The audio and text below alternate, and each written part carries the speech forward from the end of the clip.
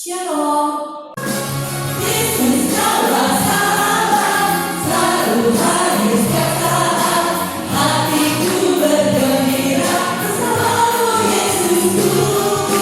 Mau selalu bersyukur kepadamu Tuhan.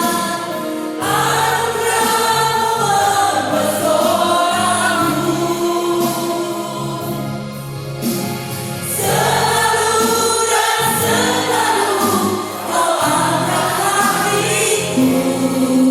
Kau membuatku berharga di mata. Kami mau bersyukur, kami mau berterima kasih kepadamu karena Kau sungguh baik kepadamu Tuhan. Harapan kemudahan-Mu ku datang menyembahmu, membawa hatiku, membawa hidupku. Ku teringat kasih setiamu di dalam setiap langkah. Sungguh Dia baik, sungguh Engkau baik di dalam hidupku. Engkau baik, teramat baik. Engkau baik, teramat baik. Engkau baik, teramat baik. Bawa hati kami bawa hidup kami untuk bersyukur kepadamu. Dari utara ke selatan, terdengar muncul Allah. Dari barat sampai ke timur, nama Yesus disanjung tinggi. Dari pulau-pulau, lembah-lembah, gunung-gunung yang tinggi. Kemuliaan yang disaksikan, kebesaran yang diceritakan. Yesus, Yesus, nama Yesus. Nama Yesus disanjung tinggi. Dari pulau-pulau, lembah-lembah, gunung-gunung yang tinggi. Allahku dahsyat berkuasa, seluruh bumi sujud menyembah. Tinggikan namamu, Allahku dahsyat berkuasa, seluruh bumi sujud menyembah. Tinggikan namamu, Allahku dahsyat berkuasa, seluruh bumi sujud menyembah. Tinggikan namamu, Allahku dahsyat berkuasa, seluruh bumi sujud menyembah. Tinggikan namamu, Allahku dahsyat. Engkau Bapa yang mengajariku melewati badai langit biru. Kau yang buatku terbang bagaikan raja wali, mengatasi segala pencobaan. Kau Bapakku yang baik,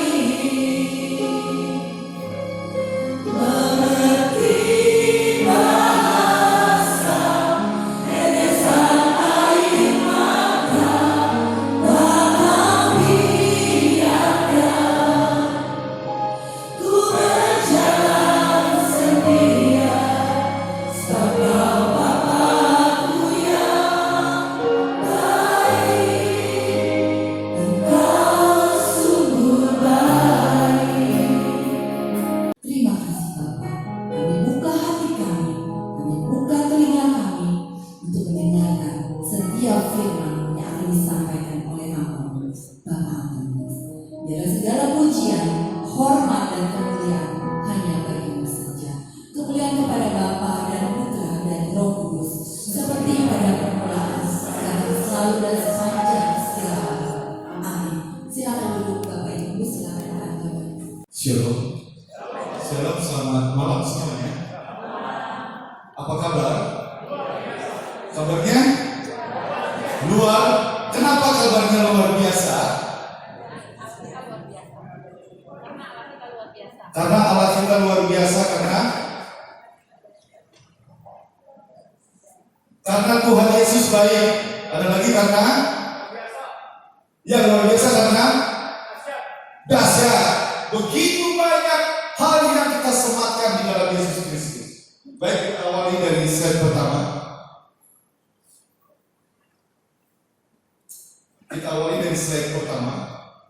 Hari ini kita mau bagaimana belajar dari sebagian firman Tuhan bahwa melalui rasul yang bernama Paulus menyatakan bagaimana kita hidup di dalam roh.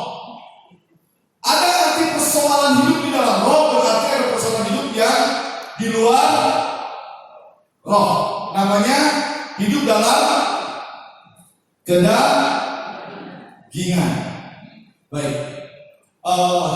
Persoalannya adalah bagaimana kita bisa memahami bahwa hidup di dalam roh itu adalah bukan serta-merta bahwa itu pencapaian kita kemudian merasa baik-baik dan aman-aman saja. Amin. Hidup di dalam roh ini slide sebelumnya.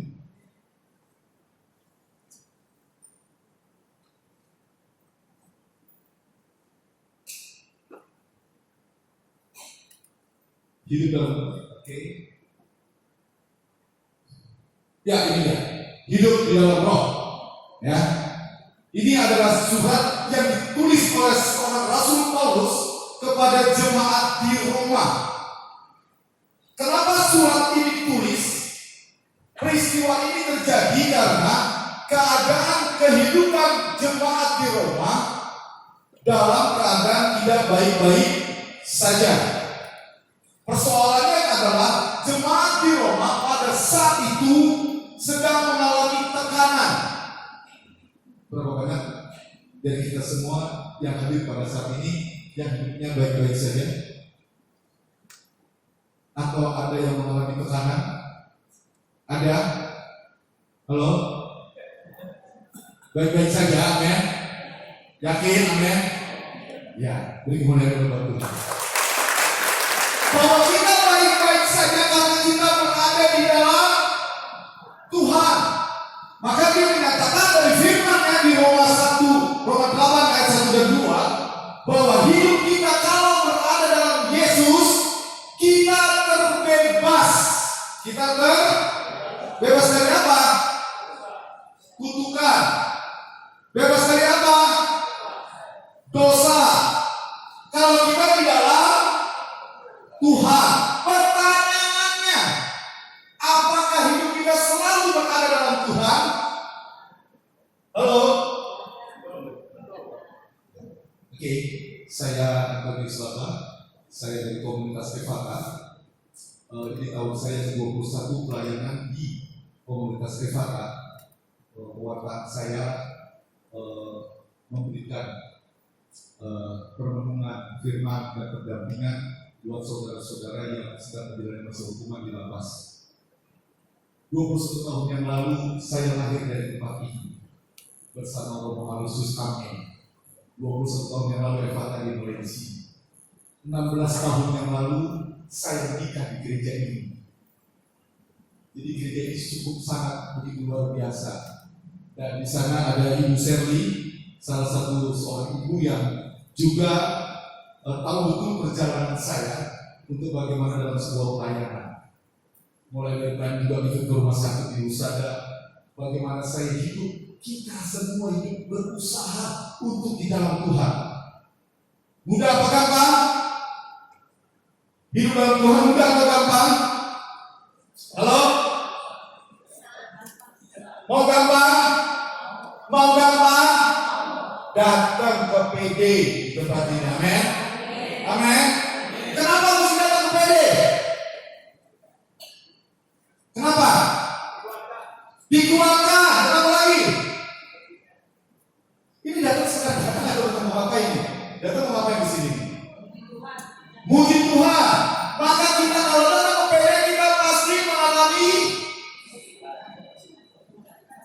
Sukacita, apa lagi? Kekuatan, apa lagi? Kedamaian. Karena di sini kita sama-sama memuji dan memuliakan Tuhan. Di sini kita sama-sama berdoa dan saling mendoakan. Di sini kita mengalami kasih Allah. Di sini kita mengalami Roh Allah bekerja. Harapannya apa? Harapannya kedua dari tempat ini, roh yang sudah kita dapat harus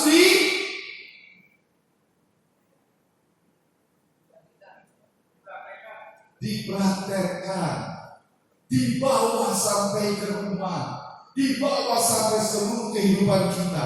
Maka setelah kita ekaristi, kita di sini melalui persekutuan doa, kita juga mengalami kasih dan cinta Allah lewat persaudaraan nyata, memuji dan memuliakan Tuhan. Maka bagaimana kemudian hidup di dalam roh ini kita sungguh-sungguh mengalami? Baik, di slide berikutnya. Bisa sekali. Ya, inilah ayat yang kemudian ditulis di sini adalah demikianlah seorang tidak ada penghukuman bagi mereka yang ada di dalam Kristus Yesus. Bagi yang memberi hidup telah memerdekakan kamu dalam Kristus dan dihukum dosa. Saudara, kita di dalam Yesus, bahwa kita selalu berpikir seperti Yesus berpikir. Apa yang Yesus pikirkan? Keselamatan. Apalagi? Peduli. Apalagi? Kita kasih. Maka cara hidup kita seperti Yesus yang adalah gembala agung, supaya kita selalu merasa sukacita hidup kita. Kita melakukan semua kegiatan kita seperti Yesus melakukan perjalanan hidupnya. Dia peduli kepada setiap orang, tidak melihat latar belakang status sosial apapun, dia tidak peduli.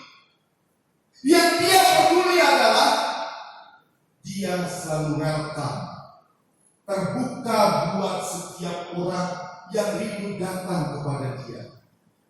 Allah mengerti, Allah peduli segala persoalan yang kita tak akan pernah ku bergumul sendiri.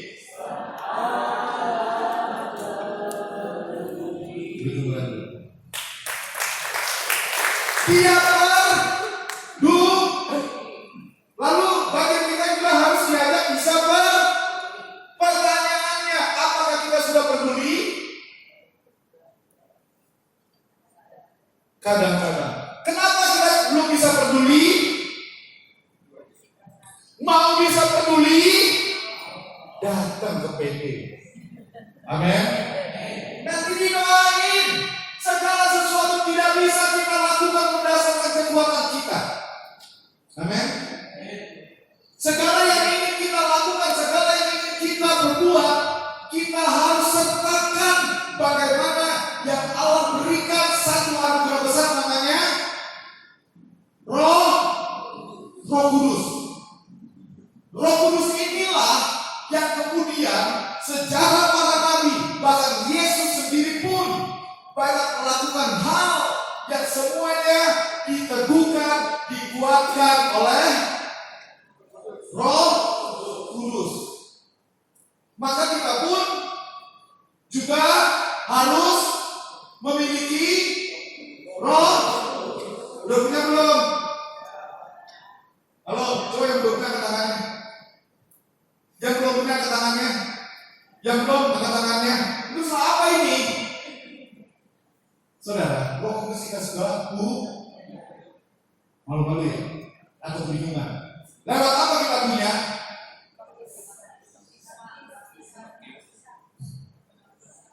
Pada saat kita menerima sakramen Kristus. Tapi kadang-kadang karena perjalanan hidup, perjalanan persoalan, maka seringkali hati kita besar kecil, sehingga kita kadang-kadang nggak pede, nggak percaya diri. Banyak hal di dalam hidup kita yang sebetulnya ketika kita punya relasi yang harmonis bersama Tuhan, tiada yang mustahil. Bila Roh turut bekerja, tiada yang mustahil dan tiada yang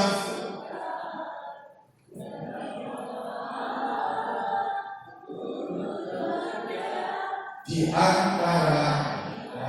Ini persoalannya adalah kita tahu gaya dalam hidup kita adalah Roh Kudus, tapi kadang kita terlalu asik mengandalkan kekuatan diri sendiri, lebih mengandalkan asik dengan persoalan kita. Kita terlalu asik dengan bagaimana kita menyikapinya dengan situasi yang ada. Kadang kita lupa, di sini nggak ada, di sana yang ada. Ini orang Kudus semua, amin, amin. Nah, gaya Roh Kudus inilah yang membuat Anda, yang membuat kita, setiap kita memiliki kemampuan menyelesaikan masalah. Tapi kadang-kadang Roh Kudus ini sering membuat Anda dan saya bukan dia berduka, tetapi kadang-kadang seolah-olah kita memiliki kekuatan, kita tidak mengoptimalkannya, tidak mengajaknya, tidak mengikutsertakannya. Saudara, saya bertobat 24 tahun yang lalu.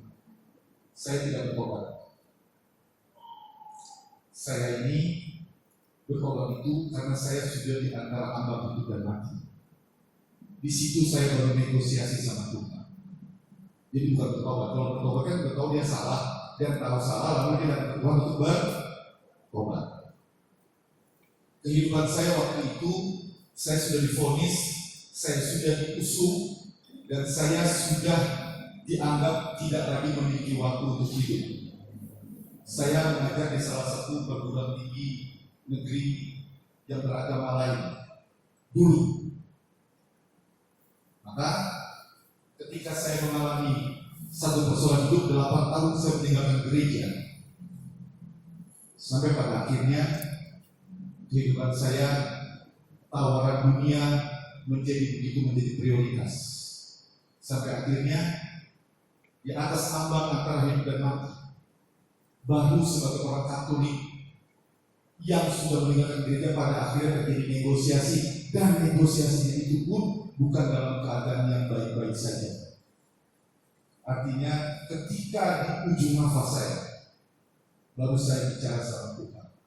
Tuhan, kalau Tuhan berikan saya hidup, saya berikan waktu saya buat Tuhan. Maka saat itu saya itu anggap hanya janji biasa. Tetapi kemudian beberapa waktu kemudian saya bisa dinyatakan kembali baik dan hidup. Baru saya teringat ada satu naskah 24 tahun yang lalu. Lalu kemudian saya mengikuti Tuhan Yesus.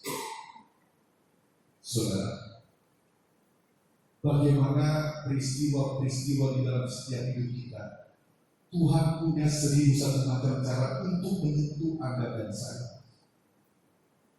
Tetapi bagaimana kemudian untuk ketika sudah disentuh, hidup di dalam kebenaran dengan Roh Kudus itu tidak mudah. Banyak godaan nggak? Banyak tantangan nggak? Oleh karena itu, saya bersyukur ketika saya mulai mencari Tuhan, saya memberikan hidup saya di dalam Tuhan. Saya bersyukur saya berjumpa dengan komunitas. Kita tidak bisa hidup di luar komunitas. Maka persekutuan doa ini adalah keluarga. Sampai hari ini saya bersyukur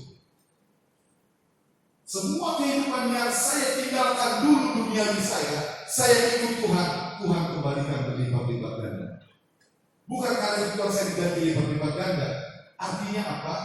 Tuhanlah andalan hidup saya satu-satunya. Waktu itu saya merasa sudah bagi saya dunia sudah tidak ada lagi apa-apa. Dan saya tahu kualitas dari Tuhan. Dan ketika saya cari Tuhan, itu tidak semudah. Karena Tuhan mau datang kepada Tuhan bukan karena, tapi ada hal satu, bukan kewajiban, tapi adalah suatu dorongan kesadaran.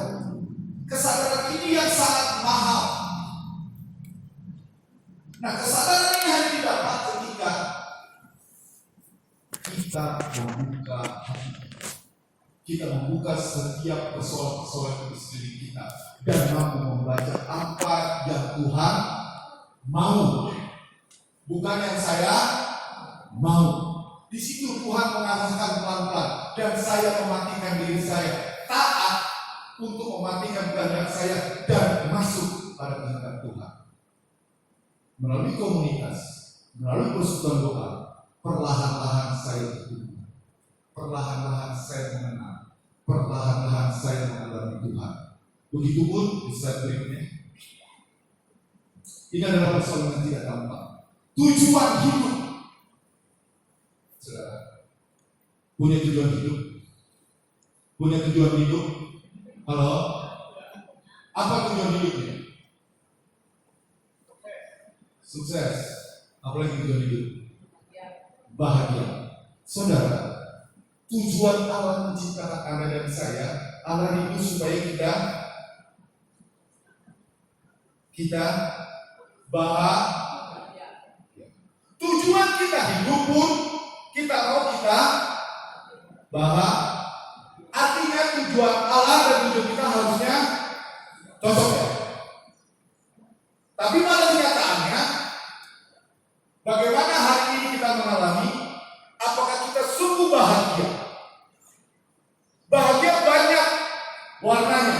Bahagia yang Tuhan punya, atau bahagia yang manusia punya, atau bahagia yang dunia punya. Yang mana yang kita punya? Maka pada malam hari ini kita diajak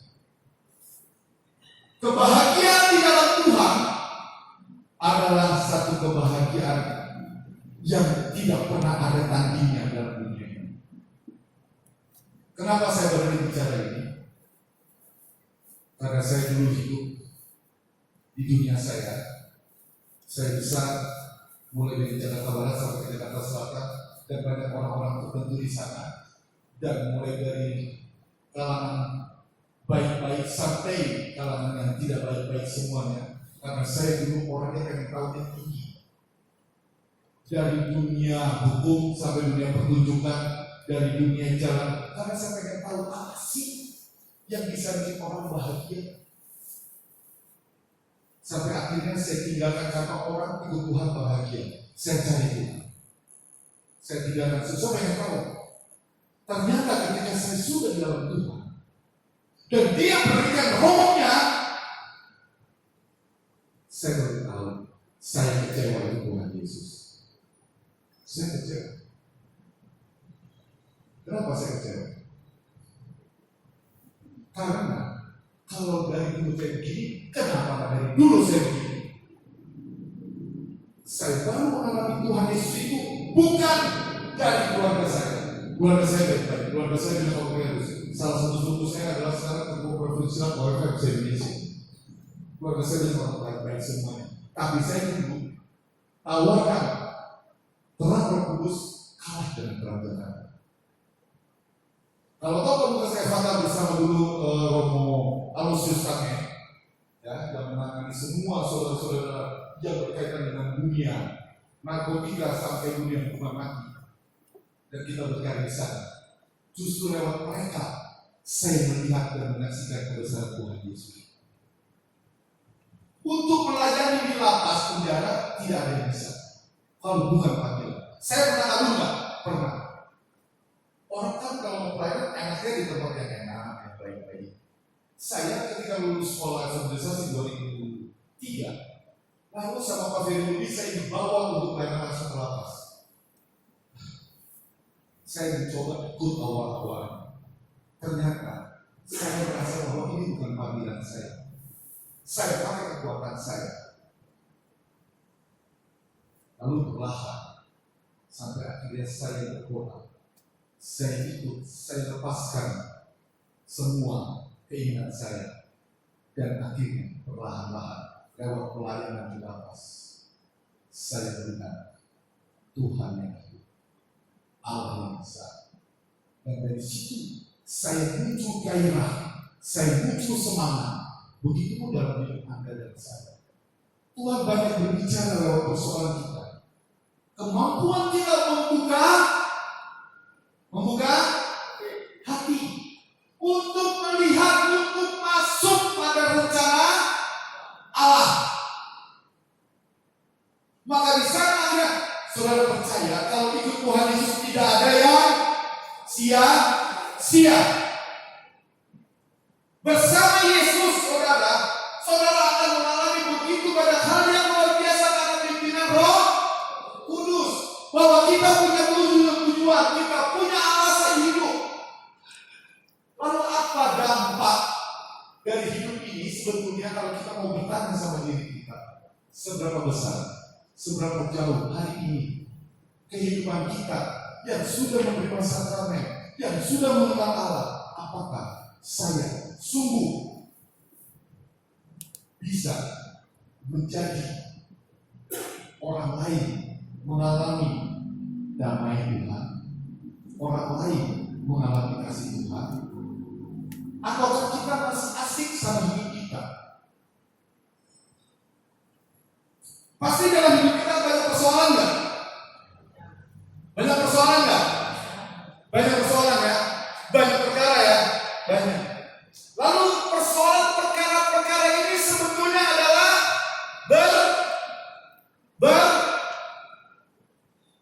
berkat. Berkat bukan? Halo? Persoalan-persoalan yang terjadi itu adalah berkat. Berkat. Yesus lewat penderitaan di kayu salib, dia berdoa di Taman Getsemani. Dia menyerahkan Bapa, jika cobaan ini boleh berlalu dari hadapanku, biarlah kehendakmu saja yang terjadi. Belajar dari Yesus dan Bunda Maria. Bunda Maria pun begitu, ketika ada persoalan besar yang dia tidak sanggup, dia harus melahirkan tanpa suami. Di zamannya adalah bukan hal yang gampang. Tapi dia percaya. Begitu pun dalam hidup Anda dan saya. Perkara itu adalah berkat. Berkatnya di mana apa? Berkatnya adalah jalan pintas untuk di situ kita masuk dan kita tahu apakah kita melalui peristiwa itu kita dekat sama Tuhan atau kita semakin jauh. Amin. Perkara Roh Kudus, perkara Allah yang setia. Itu dibuktikan baru sekarang.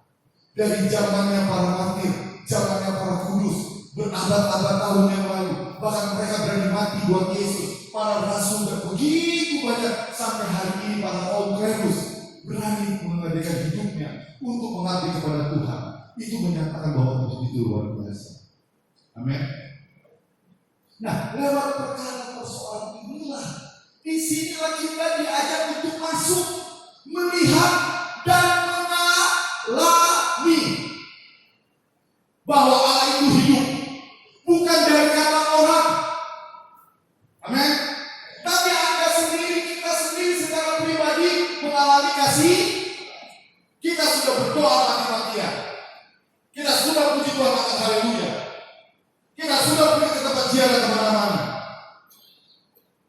Tapi kenapa kok rasanya hidup saya begini-begini aja? Tawar-tawar saja. Kok masalah nggak selesai-selesai? Ada nggak yang kayak gini? Halo? Ada nggak yang hidup perasaan kayak gini? Halo? Kenapa? Karena ada satu hal yang belum selesai. Di mana persoalan belum selesai?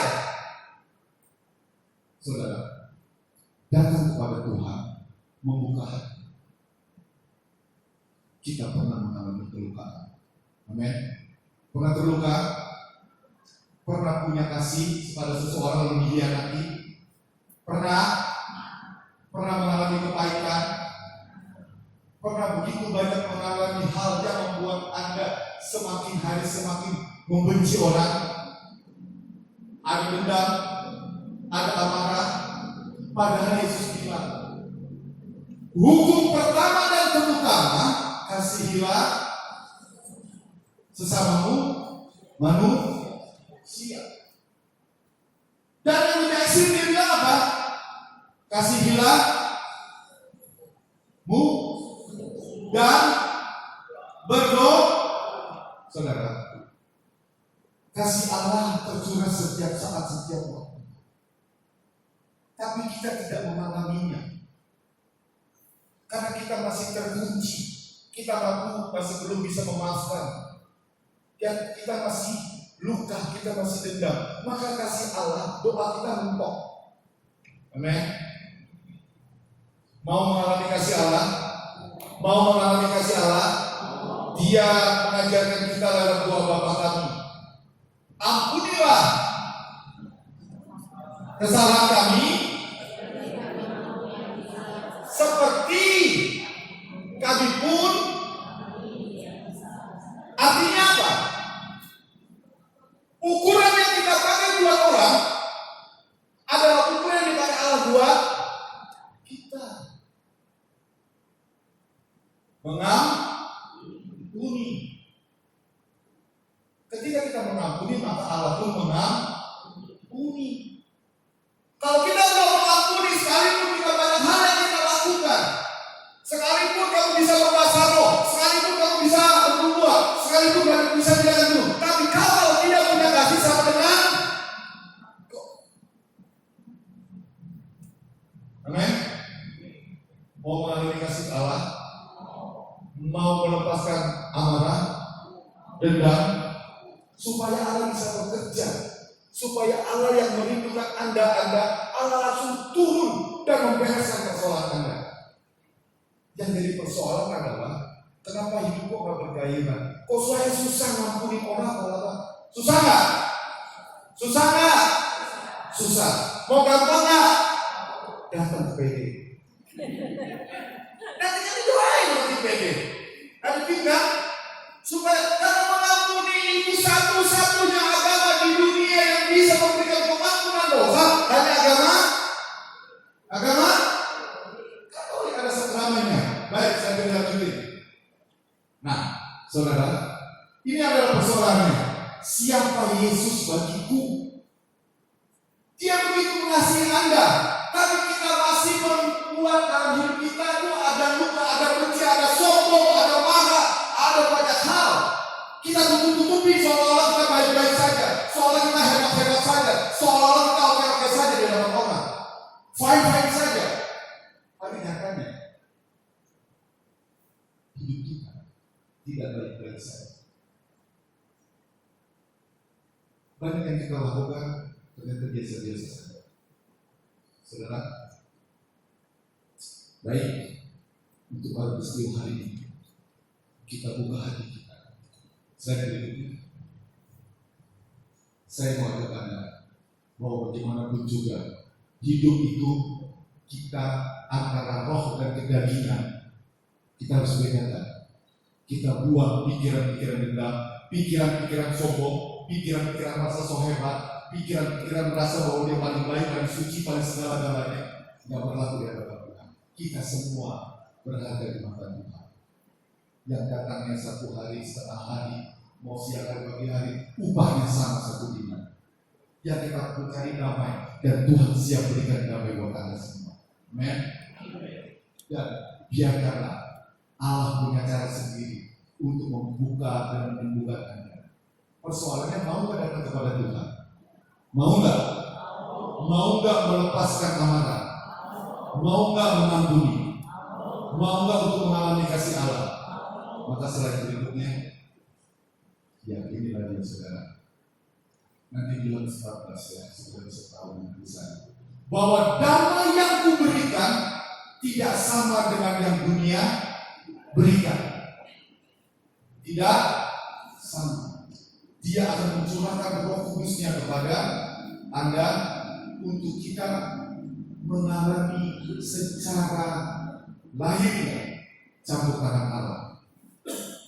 Bahwa hari ini Allah sungguh merindukan untuk Anda boleh mengalami kasih. Dan bagaimana Anda mau terbebas dari persoalan ini? Syaratnya mau membuka hati, mau mengampuni, dan terbuka pada kehendak Allah. Amin. Mau mengalami kasih Allah? Saya menutup diri.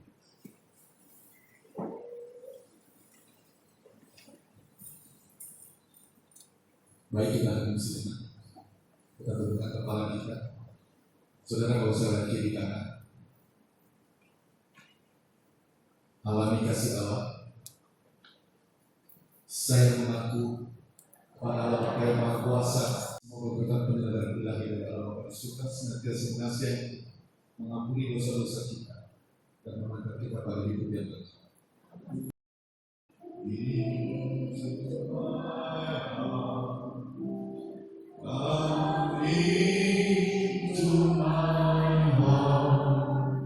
Kembali masuk di dalam kuasa nama Yesus. Bapa dalam surga, lihatlah anak-anak di tempat ini. Mereka yang ingin mengalami kasih dan kuasa zaman Tuhan. Sekarang yang asli berdoa Yesus.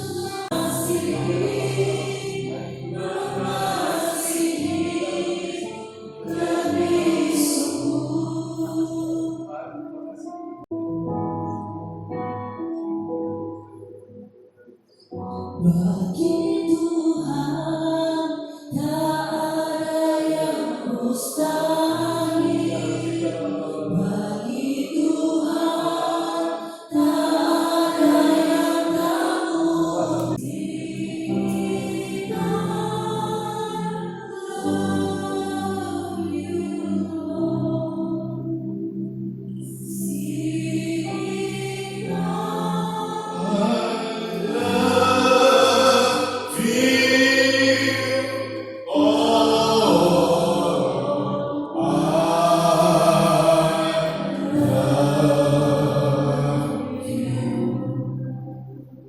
Bapak, terima kasih untuk begitu banyak campur tanganmu untuk persoalan kami percaya dengan iman yang sama.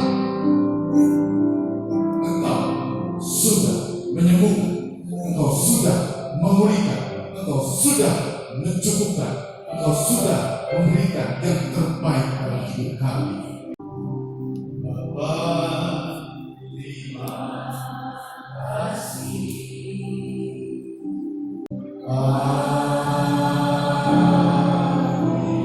Kemudian kepada Allah Bapa, Allah Putra, dan Roh Kudus. Amin. Bapa, Putra, Roh Kudus. Shalom, Tuhan berkati.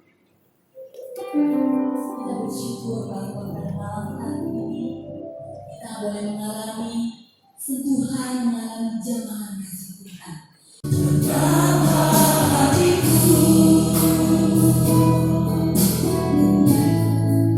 berterima kasih Yesus,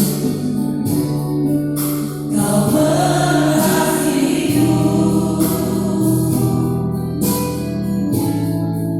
Kau memilikiku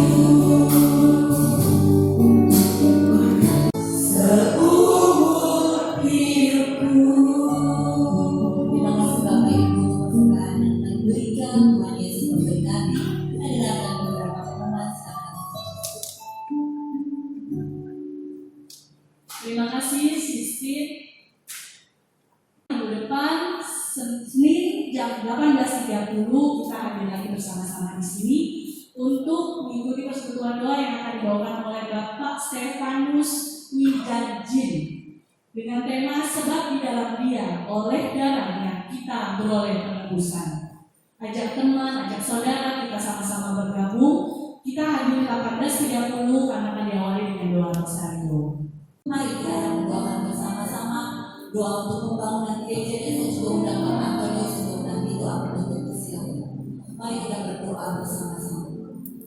Allah Bapa yang penuh kasih, kami bersyukur atas kasih karunia-Mu yang telah tercurah bagi kami umat di Gereja Bunda Hati Kudus Paroki Kemakmuran, bersama dengan panitia pembangunan gereja dengan penuh sukacita ikut serta memberi bantuan baik dana, tenaga, dan pikiran.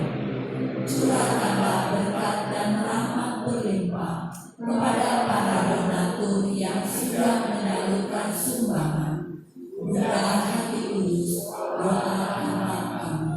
Salam Maria, berrahmat Tuhan sertamu. Terpujilah Engkau di antara wanita, dan terpujilah buahmu Yesus. Santa Maria, doa kami. Allah Bapa di surga, sungguh kami bangga memiliki Allah seperti Engkau.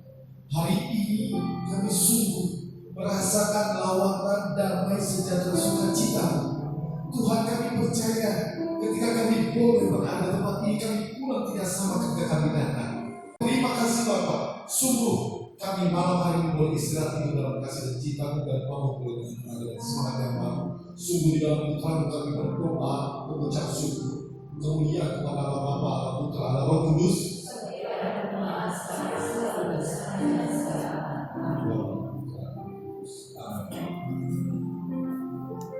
Selamat malam Bapak Ibu yang terkasih, hati-hati di dalam perjalanan. Biarlah firman Tuhan, kebenarannya kita pegang teguh di dalam setiap hari kita. Karena firman adalah menjadi kita dan sediakan kita dan menutup setiap langkah kita. Selamat malam Tuhan Yesus memberkati.